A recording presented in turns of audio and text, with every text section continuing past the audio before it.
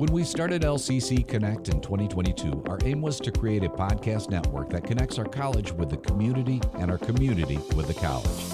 Since then, we've expanded to offer more than 30 podcasts, all of which are hosted by members of Lansing Community College or folks within our community. This is Daedalian. I'm the general manager for LCC Connect, and today's episode features a conversation with Aliza Robison, an adjunct professor at Lansing Community College who has been teaching sociology and anthropology for the past 13 years. Aliza is someone who thrives on classroom discussion, the kind of conversations that get students thinking, questioning, and seeing the world from new perspectives. Those conversations are also what inspired her brand new podcast, the Sociological POV. Born directly from lively, insightful discussions in her classes, the show explores current events and social issues through multiple perspectives, unpacking the cultural and social forces shaping our everyday lives. The Sociological POV makes its debut on LCC Connect February 3rd. And now, let's go behind the scenes to find out what's happening behind the connection. How long you been working here? It's been about 13 years, right? It's been at least 13 years because I started teaching a month after my first child was born, and she is 14 now. Do you find you stay excited about what you do? Yeah, definitely. Yeah. What keeps you excited? Planning my classes to be thought-provoking and then seeing in action if they are thought-provoking for students, like the readings that I choose, the topics that we go over, the discussions we have in class are all something I think about. Like, I want them to be exciting for the students, but also something that they're like, yeah, oh yeah, now I get that concept. And it's got to be great each and every time. I mean, you get this new set of students each time. I guess if I was a teacher, an instructor, a professor, I would very much look at it the way I used to look at it when I'd go to school. I mean, it was like every semester it was something completely new. And so you've got like this new group of minds to work with and talk with and teach. It's very cool. Yes. Listeners might not always know what sociology is. How does it show up in everyday life, to explain it to a listener who's not familiar with sociology?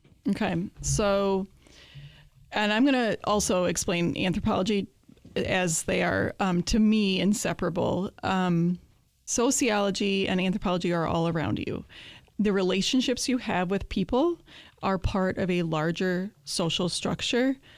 And the best example I can give of this is your family. So you are born into a family and you learn what role you have and the role the other people in your family have. And there are terms for this, obviously, sister, brother, mother, father, all that.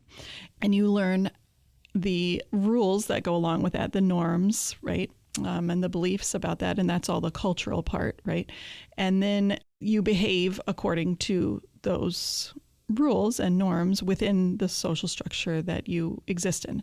And those vary depending on the culture that you're in. Subculture doesn't have to be just like the United States has one culture. Obviously, there's many, many different cultural groups within one country. So yeah, we're constantly learning. Like I said, you start as a baby or even before that, learning things that teach you what's right, what's wrong, and how to behave based on those beliefs and how you behave in interactions with other people. Right. So literally everything you're doing after you wake up is culture. Okay. And society influencing you. Right. And somewhat related to that, because you're talking about the behaviors you learn in your family, I always think about when you first start to date a significant other and you go to their parents' house for the very first time, you're on your best behavior. And then very often I have found that family is completely different than I anticipated and may have like a more relaxed dinner atmosphere or vibe than my family. Yes. Which my family is very relaxed. So it just always throws me off. You had said in there that you kind of find that sociology and anthropology are kind of the same. So what is the difference then? Well, one is you would define it as the language, the actions. So what's normal behavior that you learn as normal behavior, the ideas, all of the things that you learn, and then the society or the social stuff is the relationships you have with other people. So in sociology, you would learn more about like how you're connected to other people, politically, economically, what's a social network and how does that play into your life? Where in anthropology, you would learn about the culture that comes with all of those things. So social networks, they've always been important. Who you know, right? Always been super important. But in each culture, they're different. You manipulate them differently. You access them differently. You understand them differently. So the culture is what you learn, the part of it that you learn. And to me, they're inseparable. I teach a lot of social structure ideas in anthropology classes, and in sociology, I teach a lot of cultural stuff as well, because I see them as kind of an inseparable package. But some people, I think, would argue that they're easily separated more than me. You seem to really enjoy what you do just based on this conversation and the conversation that we've had before. When is it that you, like, in life kind of decided, you know what, this is the path I want to follow? Oh, my goodness. So I took an anthropology class. It was suggested by my biology teacher. I took a biology class the first semester in college at MSU. So I thought I wanted to become a doctor. But when I took chemistry, it was really hard for me. And she said, take an anthropology class. So I did. And for someone like me who didn't grow up with a clear belief system provided to me, I'm going to, if that explains, I hope that explains it. Anthropology helped me understand the world in a way I hadn't understood yet. It helps me understand why people do the things that they do, why we have different ideas of right and wrong. So that was easy for me right away to say, this is something really important to me. And then, honestly, I didn't think I'd end up teaching. I wanted to do research. But then I had my first child with my husband. Well, he wasn't my husband. And then we ended up getting married, buying a farm, all within 1 year. So that was a crazy year. We got married, had a baby, bought a farm. Oh, also, I got this job at LCC as like let's see how this goes. And I love teaching. And so it soon became something like, well, this is something I'll do while I raise my children. It works great being an adjunct. And we'll see after this, we'll see if I end up pursuing this more full time. I also have a lot of interest in starting my own school. But education definitely is really important to me. Like I said, you can tell that you really enjoy what you do. The passion that you have for it also comes out on the microphone. And that would be my next thing is I'm kind of curious. You know, we kind of got an idea of what got you towards anthropology and teaching, of course. But as far as the podcast goes, was there a point where something happened where it clicked and you went, you know what, this would make a great podcast? I think I already had an idea in my mind, like, oh, it'd be cool to start something like that, because I think students would be interested in that. I think it could be a way to keep students engaged outside the classroom. Learning is fun, you know, that old saying. And also this subject in particular is really important in the world today. And I think students have a lot of fun learning it. But in that class in particular, where it started, sometimes I get these really honest, open classes where a significant number of them want to be honest and open about life. And again, reading the autobiography of Malcolm X, I think stirs stuff up in people. And we have just really good discussions. And at some point, either I or one of the students said something about it.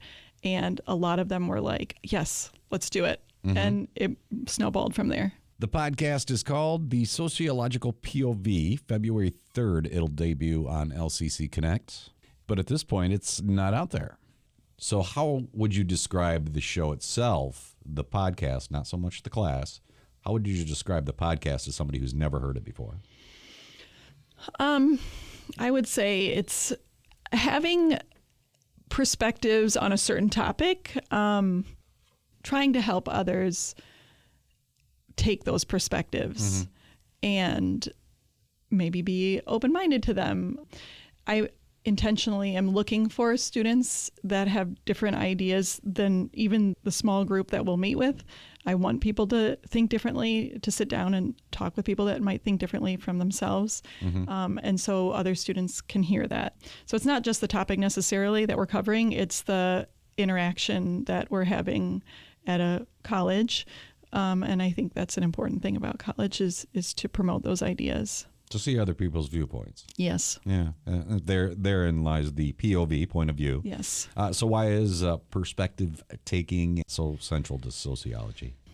You will not be a good sociologist or anthropologist if you cannot take, it's called cultural relativism. That's the term. And it's an essential tool in those fields where you take your foundational beliefs all the way to your opinions, you set them aside, and you look at somebody else who's different from you or a cultural group that's different from you and see their way of living, their beliefs as equally valid to yours. Yeah.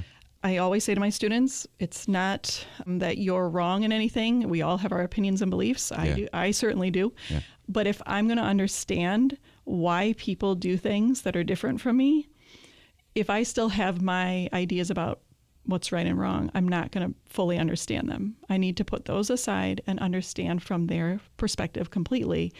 I mean, you can never be full 100%, but you can do a pretty good job by working on that, I think. And so we practice that through the whole semester, not debating whether something's right or wrong, although we do that sometimes just for fun. But most of the time it's, okay, let's try and understand why a culture was doing this at this point in time, or why this culture is doing this now, or why, those questions. I would imagine that the conversations have to get uncomfortable from time to time. Do you tend to try to be almost a moderator and keep your own personal opinion out of that situation?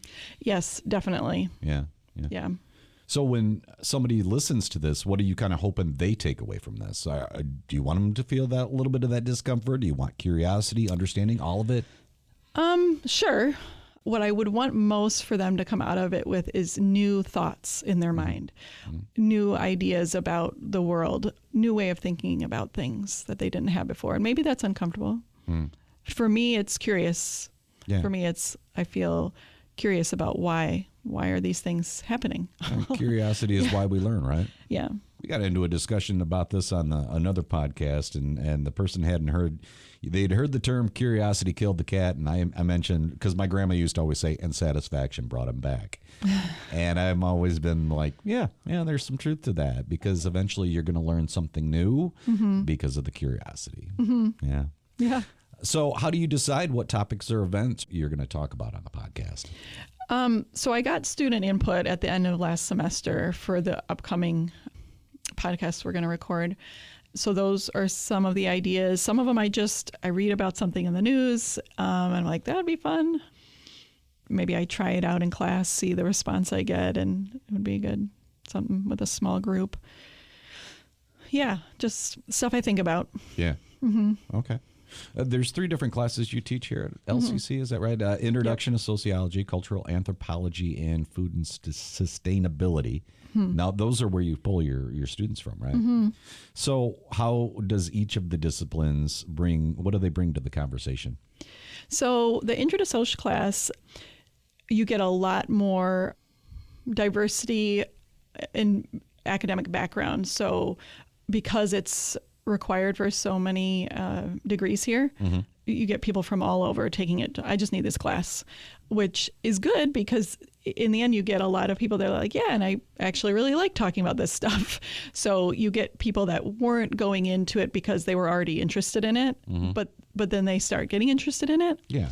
And then the anthropology classes, the food and sustainability one, which is actually next fall going to be called Food, Culture, and Environment, are people that typically take it because they're already like, oh, I want to learn more about humans.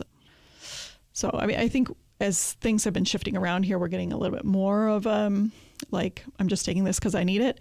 But typically they come in knowing like, you're supposed to be open-minded. You're supposed to be like, these expectations are already kind of there. I think that would be the difference between the classes. Where you're ending actually leads into the next question I want to ask. But before we get to that, you'd mentioned that the name change was going to be Food, Culture, and Environment. Why the name change? Well, one would be sustainability's kind of like played out, the term. And we actually have always talked about that in the class. Like, why are we using this term? How is it politically leveraging people? Okay. And I think as many terms that are picked up politically or by, companies that use them to sell products, they get played out. And so now I see that as kind of something that's been played out, and students get that and they're kind of bored of it. So I think the new title is more accurate description of the foundational ideas in the class, because I use this perspective called the cultural ecological perspective. It's a Marxist perspective. He's got really interesting ideas on this stuff. And I teach the students that from the get-go. And so we look at everything as kind of everything in culture as a product of our relationship with the environment and the resources we have access to. Yeah, that makes sense. So what makes anthropology and sociology classes such good spaces for discussion and debate? Well, I think they are sciences, right? They're not like the hard sciences where you can show concrete evidence. Concrete evidence, yep. Although, we do studies as best we can that prove that patterns exist. You don't know always if the correlation is, the relationship is a causal one, but we try and control for all the variables. But that's kind of like an asterisk on science. But science is about testing what you believe to be true, right? And so debate is an important part of that, but also providing evidence. So students, I encourage them as we go through the whole class to develop that skill. And I tell them, I think this is even more important than define this term or this theory, because it's a skill you will use or hopefully need to have through your life, is this ability to communicate clearly. Here is why I think this. I'm open to new ideas. I'm listening to you and understanding what you're saying, and I'm in my mind going to compare and think about that with what I already understand, and then I can come up with a new or revised conclusion. And it's fun to think about humans. So these classes are great to use science and the debate that comes with science, but also talk about humans. And not just, that's the first thing you learn in sociology classes. We all have assumptions, but this isn't about just making assumptions. This is about actually looking at what we know to be true and trying to understand, right, without your preconceived ideas influencing everything. Listen to understand better. Is the key point to that. Yeah, okay. Yeah, that makes sense. Are you kind of hoping your students are going to gain that same concept when they get on the microphone for your podcast, or is there something more that you're hoping that they'll gain out of coming into a recording studio and talking on a microphone versus the classroom?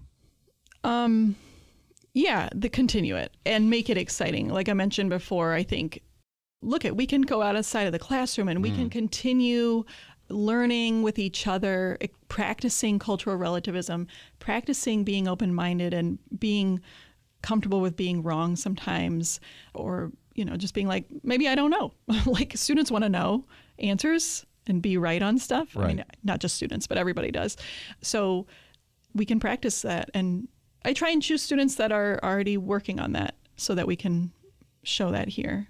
Yeah, I would say that, doing the podcast also kind of helps them to extend beyond, like you said, the classroom, but also to help them realize, look, I don't have to keep this just in the classroom. I can bring it out to public and try to gain other people's perspectives and still maintain my own position as well. Respectfully is the key there.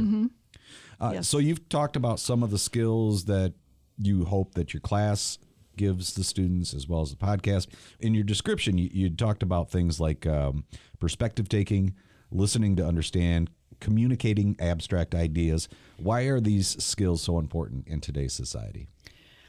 Well, we live in a society that individualism is super important, the individual having rights. And we live in a democratic republic. So on one hand, you've got this idea of the individual being able to advocate for themselves, which all those things you just mentioned, those skills, I think are important in being able to advocate for yourself. And I teach that in class. Like, this is why we communicate. This is why you stay on top of listening about what is expected of you, because you want to be able to advocate for yourself at any point in your life. Right. This goes way outside of the classroom. Right. You want to be able to read thoroughly the directions. I know, read the syllabus, so that you know what rights you have, right? What expectations you're up against. Right. And if you don't like them, you communicate them, but not after the fact, before, right? And this is comfortable ground to do that in a community college, right, where the teacher is available to you and we can talk about that. But those skills go way beyond the classroom. And then the Democratic Republic, of course, is we have to work on this stuff together all the time. We can't let that slack. And so cooperation is key. We all can have opinions and beliefs, but nothing is going to work if we just sit and force those ideas. Like you're saying before, the respectful conversations that we work on here, being able to listen, to understand, and cooperate, ultimately, I think is a key skill. Right. You had mentioned the word, or you had said the word patterns earlier. When you said it, I thought, yes, patterns are patterns. And usually in a society, you're going to see it pretty much stay there all the time, but they are malleable. They can be changed. So that's key. Yeah. Is there a common assumption about society or culture that you love challenging your students with? Yes. That one right there. Oh, that is one. Yeah. So I often use the metaphor of the Matrix. I use the Matrix all the time. Okay. And sometimes I'll feel like Morpheus when he's like, "You think that's air you're breathing?" Like, right. That feeling of. Yeah, I have a lot of fun doing that. I think my favorite one is kind of what I had mentioned before, just the beliefs with cultural relativism, the beliefs you have instead of like coming into this class to unpack them and share them with everyone. It's like, let's set those aside and have a real sincere effort to understand why people are different from you, and maybe that shapes how you think about the world, and that's great. Something I repeat constantly to the students is from Hamlet, nothing is either good or bad, thinking makes it so. And for me, that's an important line for me that's helped me think about the world. But the thinking begins to develop and create your right and wrong. I think at the beginning of the semester, students are sometimes very uncomfortable with all of that. Especially with, like you mentioned, there's a lot of topics that are uncomfortable to discuss. But by midway through the semester, I think they're a lot more used to it, and they're like, "Yeah, okay, I can understand. I don't agree with it, but I can understand it." And I'm like, "Great, we're definitely getting somewhere." Do you find that typically over a semester, the temperament of students kind of changes? Where do you see that change where they might have been a little more intolerant in the beginning, but they become more tolerant and more receptive to other people? I think so. Typically, yeah. That's cool. Yeah. So when you're watching news or scrolling media, is it hard for you to stay out of sociologist mode? Like, do you really examine it and go, yeah? I mean, to the detriment of my family, I am constantly I'm honest with my students. I constantly am thinking this way. It's actually difficult for me sometimes because I am so analytical about everything. Well, we're getting near the end here, and I wanted to bring up the fact that you're a dog lover, right? So what is it about dogs that sociology can't quite explain, but still feels universally true?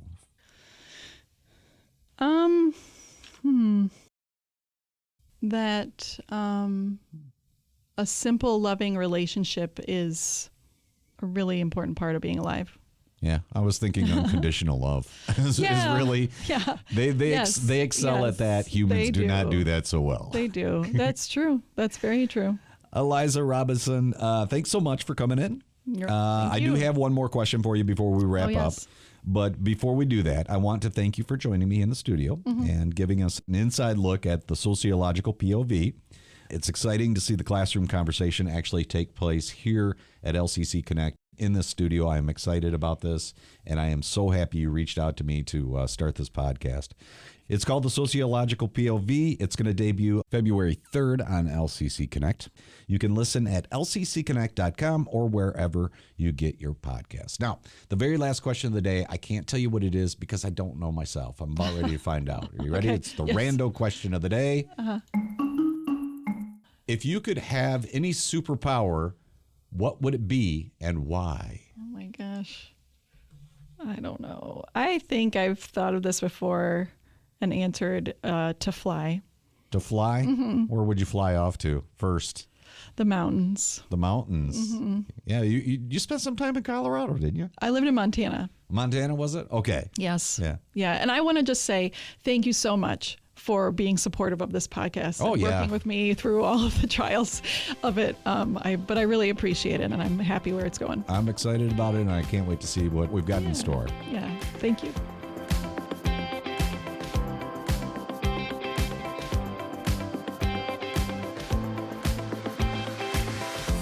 If you had to explain what you do for a living using only emojis, what 3 would you choose?